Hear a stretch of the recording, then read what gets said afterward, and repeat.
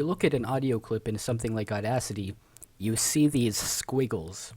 You know that there has to be some way to tell high from low-pitched noise, because this is what the computer stores, and when you play it back, you hear the right thing. But you have no precision other than like, okay, so here's a little dense, here's a little big, a little sparse, here's a little tall, short, but you can't make any real judgments. Luckily, thanks to math, computers can display stuff like this in an objective way in this domain. So here I have what I just said a couple seconds ago. You see these, and you can tell there are some patterns going on up here, but it doesn't make that much sense, and that's normal. Normally our ears see this, and we're basically rigged to learn what this means in our ears, and there's a lot more going on than just what you see here when our brain processes it. That's normal. Our eyes can't compete. So that's normal. But you can use this kind of view to make objective judgments about how a sound works physically. For example, ah, eh. If we take a look at this spectrogram with those two distinct vowel sounds, you can see that they clearly have different volumes in different up and down frequency regions. Up is a higher pitch, and left and right are time. And the darker it is, at least on this spectrogram, is louder. You can tell whether or not darker is louder just by looking at it like this. So, you see this has a higher frequency band here than this low one. And here, technically there's two here, but you can't really tell. In order to tell, we have to do something like this. Oops. And here, yep, you can see there's this band here, and you have this band that goes up when we change sounds.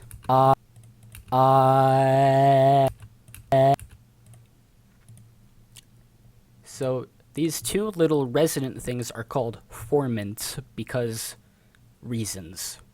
So when you look at the formants, you can measure exactly what frequency band they are, but in the middle of casual speech, it might be really hard to tell exactly where they are.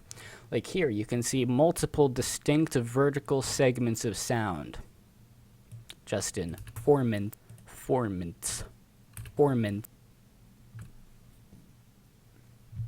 So, for example, you can take an isolated vowel sound, like ah, and you can graph where its formants lie. And through this, you can tell the relative articulation between two sounds. So here we can tell that this ah sound has a formant around 1100 and another formant around 800. So let's call this around 800, and let's call this around, let's call this around, let's call it like right here. This is 800-ish, and this is, this is 1100-ish, and this is 800-ish, and down here we have ah. Now there's a sharper version of ah that doesn't exist in most American accents anymore, because ah and aw have merged into ah in most American accents. So the phonetic symbol for that's not ah, that's a different one. The phonetic symbols for ah and aw are different. So ah, aw, aw. You can tell that these formants are definitely very far apart, and if you use the ah and aw sounds in speech, then you might sound like you're not American, for example. And that kind of dialect, oh, that vowel is in slightly the wrong place, is one of the ways that people have different accents than each other. If you are a second language learner having difficulty getting exactly the right sound and sounding natural in the language that you're using, you can use something like Audacity and have someone else that is a native speaker in that language record an isolated vowel sound, and you can visually inspect the differences and tweak your pronunciation until it's closer. So for this graph that I'm making, ah is higher pitched on both formants than the ah, and this ah goes around somewhere here. Now this is technically slightly different sound than the ah that really goes here. So I'm going to put this little diacritic-like arrow saying that this is in that direction from where the symbol itself indicates the sound is. So higher pitch in both directions, that means it's like over here. And this is the phonetic symbol for that. If you have a computer font, then these two symbols are interchangeable and both just mean the letter A in most languages. But this symbol is the only one that can be used for Greek. So this is technically the Greek A, and this is the Latin minuscule or lowercase a in the phonetic writing systems. The international phonetic alphabet, as it were. So let's just say, no, we can't articulate all the way down there. It's too low pitch. So let's take a look at some other sounds like ah. Let's take a look at this ah sound. Now, unlike ah, this ah sound has its two formants quite far apart from each other. This low formant is around the 800 mark, just like our other things, but this high formant is all the way at 2000. In fact, I might have to move this over to make some room. This zoom doesn't center on the cursor. Dang. Just make this look okay-ish. No, there we go. I hate image editors. I want to make my own, but I just can't be bothered. So let's make this. See, that's around 2000. Let's say that 2000's here. This is 1000, 2000, 3000. And this is like 500 or something.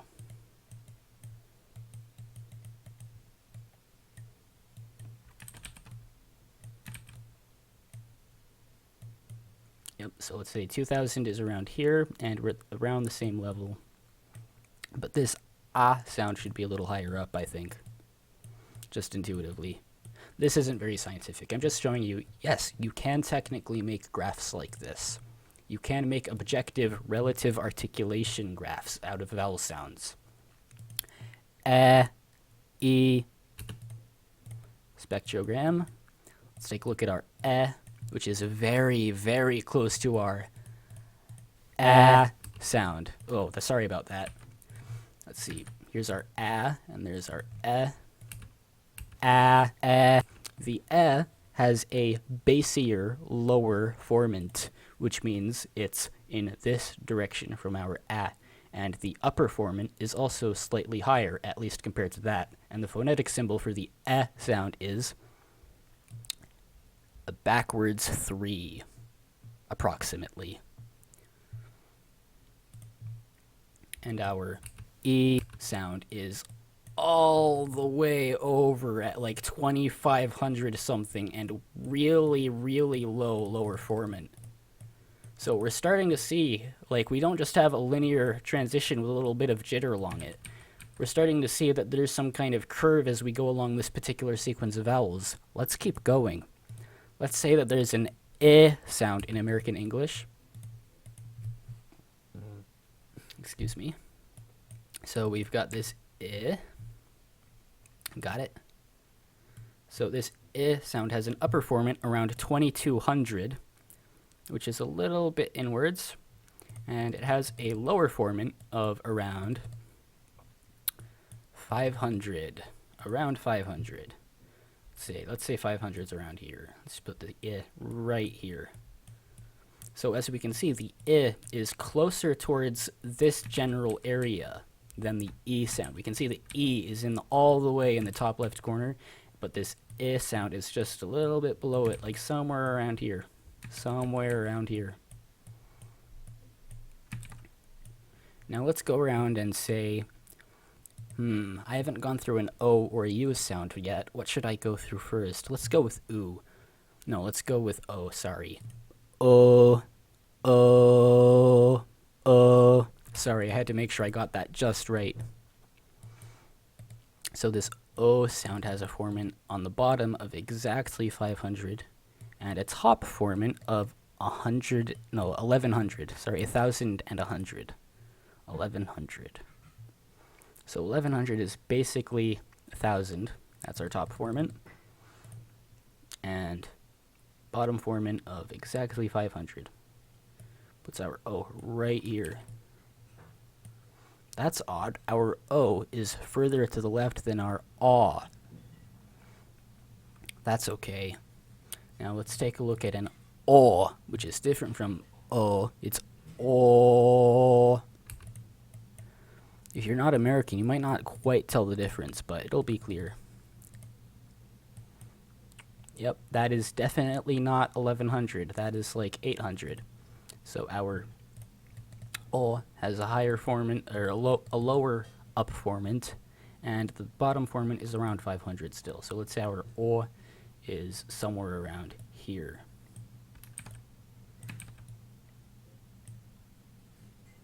Yep, that looks right. Now I never actually did measure this, so let's measure it. O. Wow, would you look at that? It's totally the wrong place on the lower formant. And this is why the O sounds so distinctively different from the American ah. Or sometimes you might see this written as that, because phonetics people are actually pretty bad at using their symbols consistently. So, just for the sake of getting rid of this, let's erase that, and let's write this A backwards. This is technically not exactly how a phonetics person would do it, but it's less confusing for you, isn't it? Little backwards, handwritten A. Now let's take a look at some other sounds, like Let's map This sound is in such American words as put. Its upper formant is definitely further to the left than this 11-ish hundred, and its lower formant is still in about the same place. There's a couple of symbols you could use for this, and this is the one I'm using. The other one looks like this, but in American English, they're the same sound. There's no distinction between the two. It actually looks like this, sorry, but I write it like that. It's okay. Now let's look at that thing that we call the schwa, which is the actual schwa is different. So if I zoom in on this, we can tell the formants are both near 1,000. It's very close to the middle. You see the 600 is higher pitched than these two, or these four, but these two things, p and p. Now we have p down around this. And the symbol for this with, right around there. Now I think this ah is actually in the wrong place, but it doesn't matter that much. Let me just pull it down a little.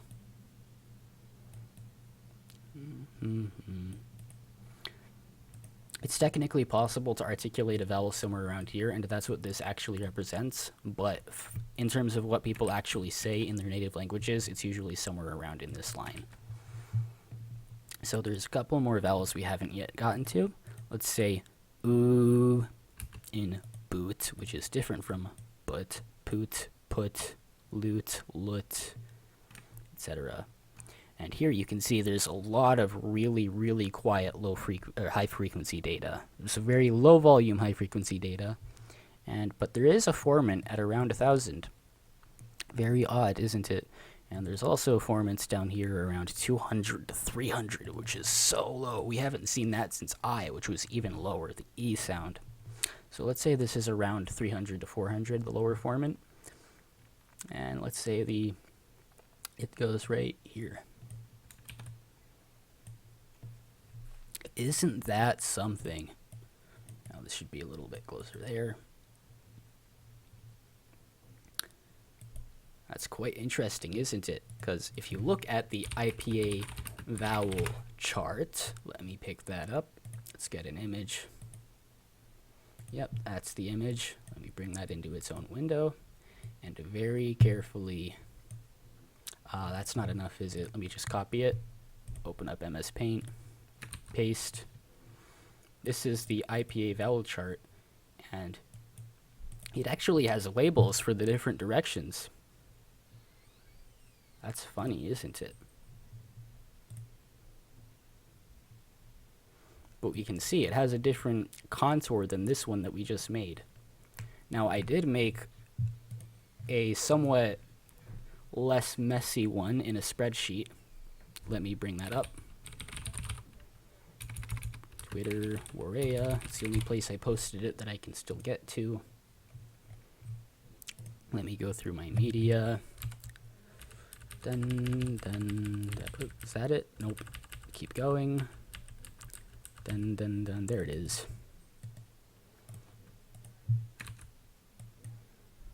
So this is what I got in a different event of doing this kind of formant measuring thing. And there's a couple vowels that I'm capable of producing that don't occur in the IPA, so they don't have vowels, or they don't have symbols. And this third formant thing is something I'm going to explain in just a second. This is the actual Schwa. This is what people get told is the Schwa in school, which is not the Schwa. And you can see there's a couple other vowels that don't really occur in English here. So about this third formant thing, if I say R, then you can see in this spectrogram that this third formant comes down and emerges with the upper formant of ah as I switch from ah into R, and that is not a mistake. And the specific articulation required to pull down this third formant, you can technically do it with multiple different varieties of articulation, like but in modern languages, in particular American English and Mandarin Chinese, we basically just have one. That's it. You might see something on Wikipedia that has, like, you have this, and you have this. Oh, I have this 3 backwards, or I have this S sound backwards. Wait, no I don't. That's right. Okay. Or you might see this. I don't remember exactly where the tail comes off, but it looks like that. It might be the other way. I don't remember. Maybe something. Anyway, it's like that, but it's not the same thing. This represents a sound that's somewhere around here, but is like rhoticized in some axis, not represented by this front forward retracted stuff. So that's what the third formant does, and the rhotic vowel is the only vowel that pulls down this third formant. So there are other rhotic sounds than just the rhotic vowels, such as the alveolar flap, ara, ara, ara, and there's also an alveolar trill. The alveolar thing is that little ridge right behind your top teeth. It's the thing that you touch when you go na, na, na, na, na, na, na, na, na, na. So if we look at this, ara, we get really close. Oh, I need some more vertical resolution, or more horizontal resolution. You can't tell what's going on. You just can't tell what's going on. And a lot of consonants are like that. You can't really tell exactly how they look on a spectrogram without, like, knowing that they're different. Well, you can see this S on the spec has a very loud high frequency region. But that's about it. You can't easily tell the other consonants apart without, you know, training a lot. Spectrogram. Spect. K. T. See? They're almost identical.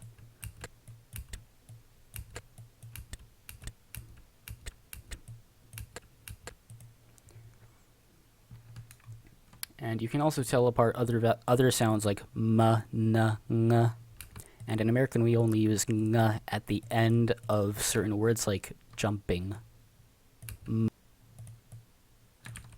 n, ng. And you can tell that they're a little bit different, but it's a little bit hard to tell exactly how different they are. So I hope this was useful to somebody out there. I have no idea who it would be useful to, but I just wanted to record this.